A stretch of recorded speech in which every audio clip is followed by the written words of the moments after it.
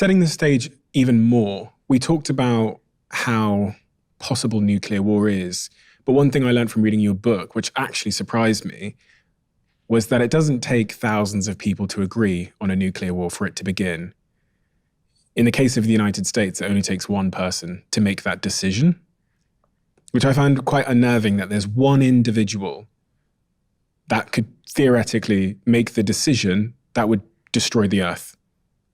You're absolutely right. And this kind of thing is surprising to almost everyone. One of the things that I strive to do in my reporting is take very complex science and technology, military issues, and simplify them down for the layman, just for the average Joe or the average Jane. And I do that by interviewing the really smart, really knowledgeable people on those subjects. I have two things going for me, perhaps as an investigative journalist, that help in conveying the story, is that I'm not a scientist. And so I can ask questions that the average person would ask, like really try and help me understand this, whatever this is.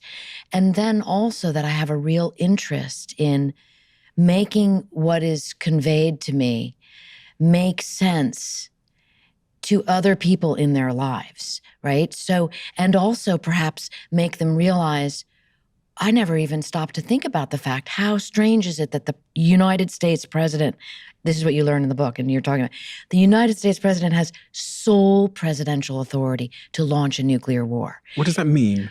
It's exactly like it sounds. What's so interesting is a lot of this stuff, this nomenclature that gets thrown at you, if you just break it down, it's solo, presidential, he's the POTUS, authority. He doesn't have to ask anyone for permission.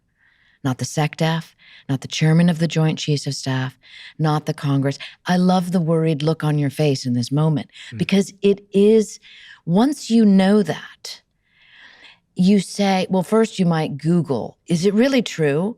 And you will get, for example, on Reddit, like, that's not really true. You'll get like hundreds of thousands of people, coming in with their opinions about how that's not really true. Well, it is really true. It's absolutely true. And in fact, during the former President Trump administration, Congress became so sort of, I want to say motivated or alarmed by this issue, meaning they were being asked questions by the powers that be.